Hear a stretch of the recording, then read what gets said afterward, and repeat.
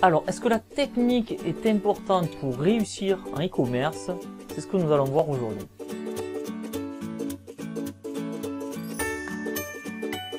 Salut, c'est Serge de Passion e-commerce. Aujourd'hui, on va parler de technique. Alors, si vous faites un petit peu de e-commerce ou si vous envisagez d'en faire, vous allez vous poser cette question fatidique qui est: est-ce que je dois comprendre la technique pour réussir sur le web? Est-ce que je dois me former, etc. Alors, c'est un sujet qui est omniprésent en e-commerce.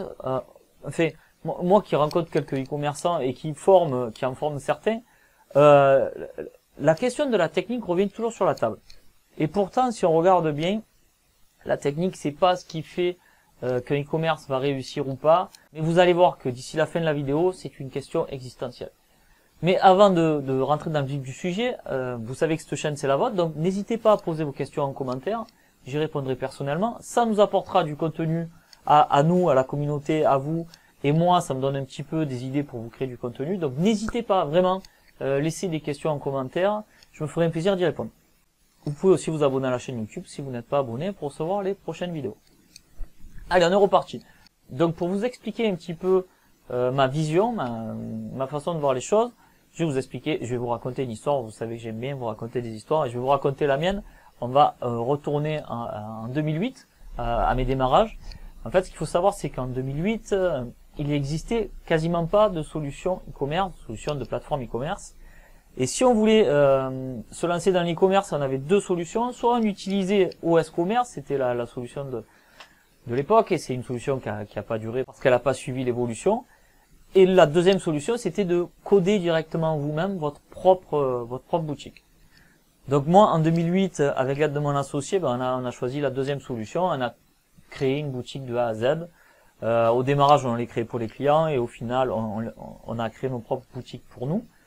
Donc, et en plus, ce qui est amusant, c'est que on a toujours la même boutique du démarrage qui a évolué avec le temps, mais on a toujours notre solution de départ. Mais bon, tout ça pour vous dire qu'en fait, aujourd'hui, on n'est plus en 2008. En 2008, s'il fallait réussir, vous m'auriez dit il faut comprendre la technique, je vous aurais dit oui. Essayez de comprendre la technique, soit une techos. De toute façon, moi j'étais une techos et en technique. Alors moi, c'était plus la partie graphisme, donc tout ce qui est CSS et compagnie.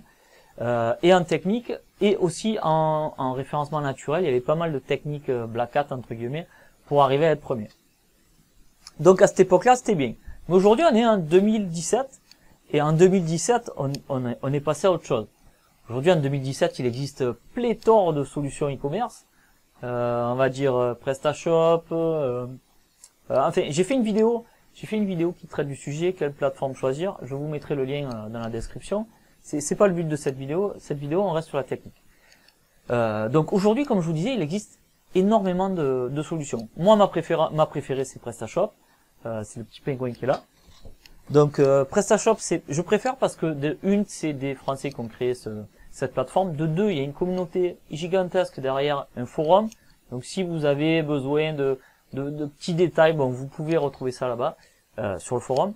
Et pour moi aussi, un truc très important, c'est qu'il y a énormément, et c'est ce qui nous intéresse dans cette vidéo, il y a énormément de codeurs qui connaissent PrestaShop. Et quand il y a quand l'offre est plus importante que la demande, ben, qu'est-ce qui se passe? Le marché baisse un petit peu et du coup, les coûts sont moindres. En 2008, si on voulait développer une plateforme e-commerce, ça coûtait un prix fou. Aujourd'hui, PrestaShop, déjà, c'est une solution qui est gratuite. Et si vous voulez la faire évoluer, vous avez des prestataires, mais qui sont corrects au niveau de tarif.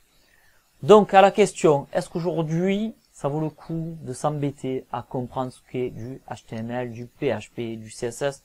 Clairement, non.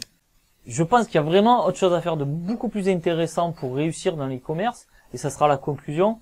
Aujourd'hui, est-ce qu'il faut s'embêter avec la technique? Non. Aujourd'hui, qu'est-ce qu'il faut faire? Faut se former sur le web marketing. Web marketing, c'est quoi? Ben, c'est toutes les techniques de vente, tout ce qui est publicitaire, tout ce qui est trafic, tout ça. Ça, c'est important. Après, la technique de savoir mettre la pastille là et la mettre rose plutôt que verte. Là, vous le faites sous-traiter, ça coûtera pas grand-chose. Je veux pas rentrer dans les prix, mais avec un très petit budget, moins de 1000 €, vous pouvez déjà avoir une boutique PrestaShop. Et je vais même vous dire mieux, je suis en train de travailler sur un petit tuto pour vous expliquer comment installer PrestaShop en mode gratuit, donc c'est-à-dire à partir de zéro. Le seul truc qui sera payant, ben, ça sera l'hébergement. comptez à peu près une dizaine d'euros par mois. Et après, tout le reste, ça sera gratuit dans un premier temps. J'ai prévu ensuite de vous faire carrément une vraie formation plus poussée, dans laquelle je vous montrerai comment installer PrestaShop, comment installer les bons modules qui vont bien, comment installer le système de paiement, comment moi j'ai optimisé mon PrestaShop.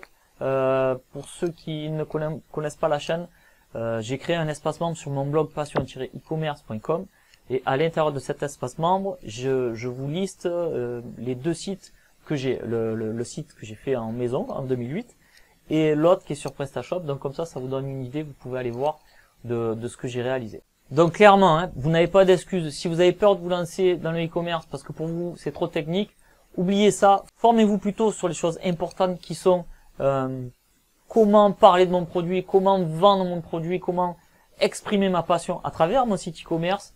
Et là vous réussirez. Mais de vous dire je vais apprendre le PHP et je vais faire des ventes, oubliez, ça ne sert plus à rien. On est en 2017, c'est très 2008 ce que vous pensez. Et comme d'habitude, si vous avez aimé cette vidéo, dites-le, ça fait toujours plaisir en tant que créateur de contenu de savoir qu'une vidéo a plu et une autre pas. Comme ça au moins on se recentre un petit peu sur ce qui vous plaît. Vous pouvez vous abonner à la chaîne bien sûr et laisser les commentaires, mais ça je vous l'ai déjà dit tout à l'heure. Sur ce, je vais vous souhaiter de bonnes ventes. Je vous dis à bientôt. Bye bye.